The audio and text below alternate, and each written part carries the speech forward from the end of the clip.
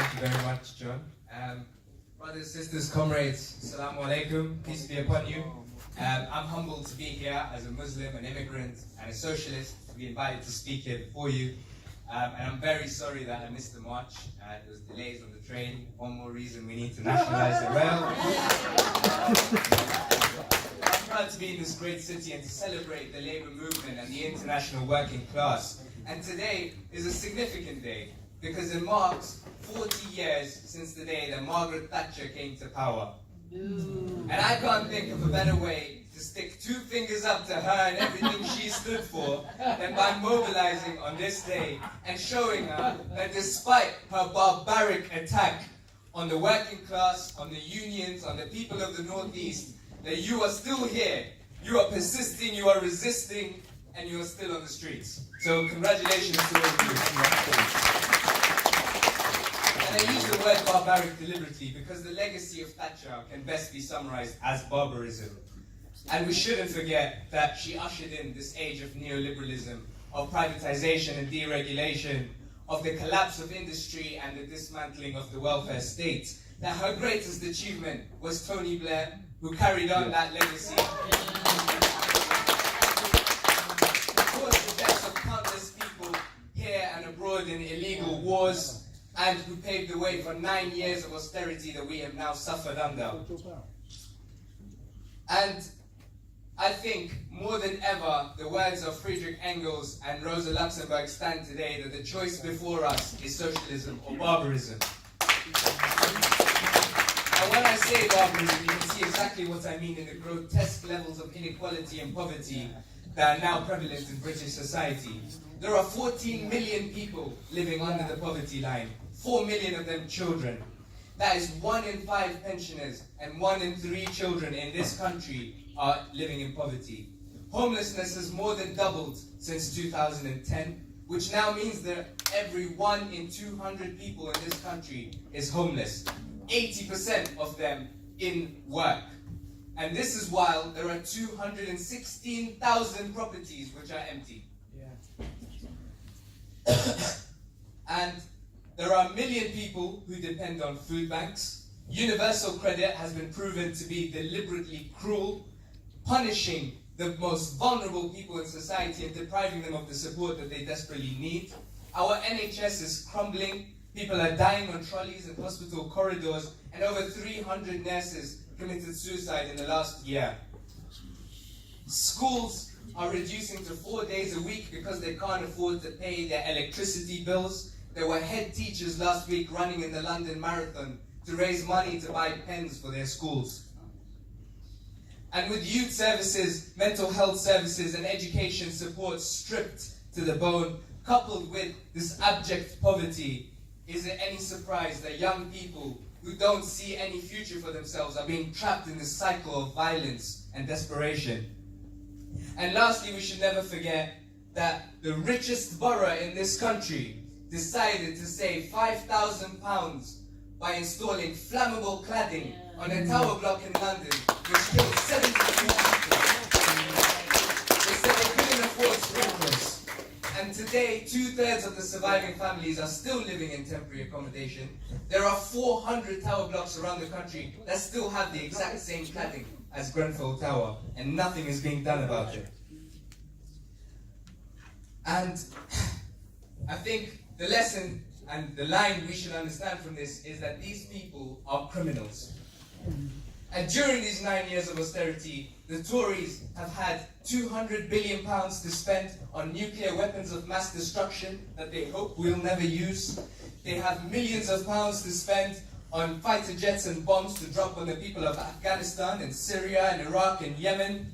They have billions to give away to the richest people in society in tax breaks. They have millions to spend on rolling out a red carpet for dictators all over the world.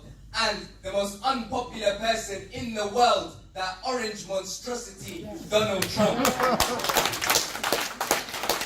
part of the impact of 9 years of austerity had on our economy, it has seen the doubling of our national debt.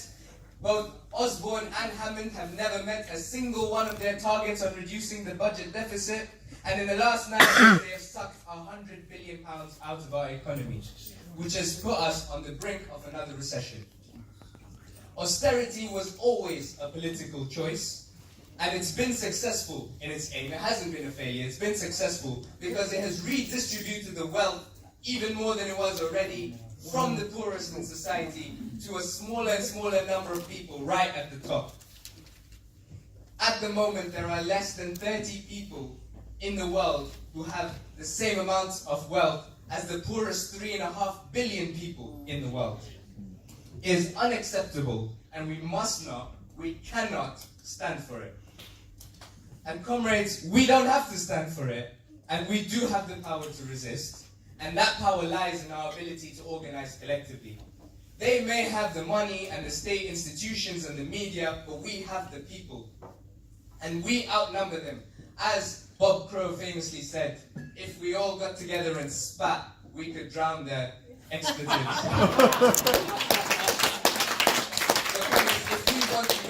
There's a few things that I think we need to understand and that we need to do.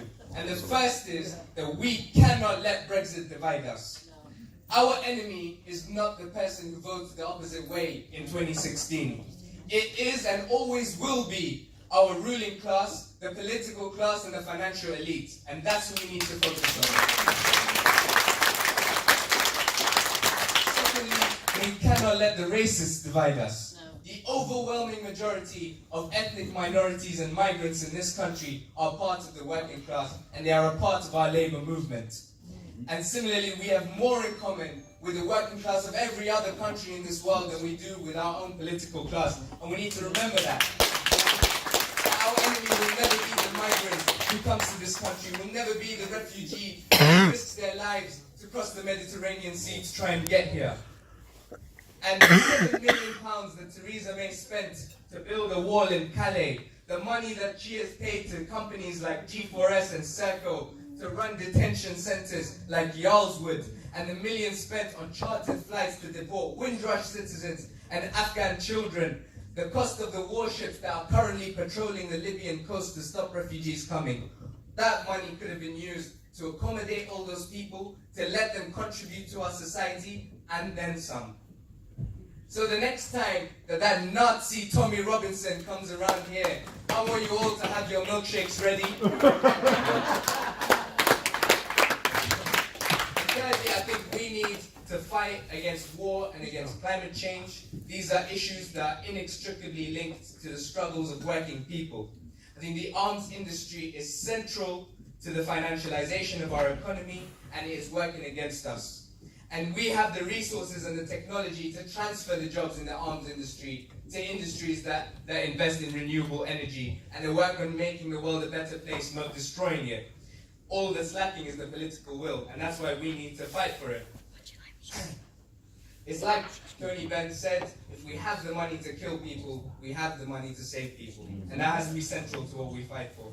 As John said at the beginning, the school students are leading the way, and it's incredibly inspiring, and we should all support them. Their next strike is on the 24th of May, and I hope everyone gets down to that to show their support. And the militancy that we've seen in recent weeks of Extinction Rebellion shutting down half of central London is brilliant and is welcome. But I think there is a problem in that you cannot mobilize people by telling them that your future is under threat when their present is bleak and under attack. And so I think the response to that is not to criticize from the sidelines, but to make sure that the full breadth of the labor movement gets involved in the climate movement and gives it a direction so that working people can be involved and that the struggle is united. And finally, I think we have to get organized. We have to tear down this wretched government, and that means confronting the bosses and capital in our workplaces through the trade unions, and also confronting them politically on the streets.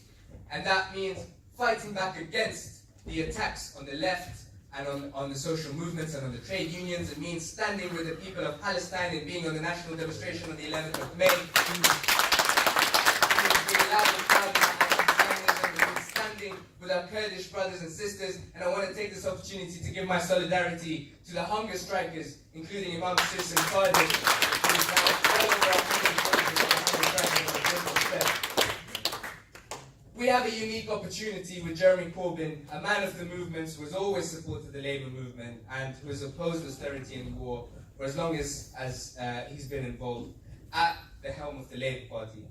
And we need to demand, first and foremost, that we have a general election so we have the opportunity to bring this government down and put Jeremy Corbyn into office. But we also need to fight. And if you think that the attacks on Jeremy Corbyn right now are bad, they are nothing compared to what they'll be like when he's in power and when he's trying to redistribute the wealth and radically transform our society. And that's why we need to be ready.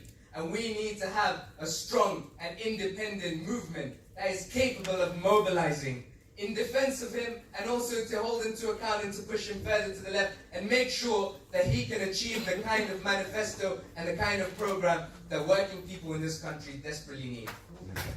This is our moment, comrades, and we have everything to fight for, and we must do it.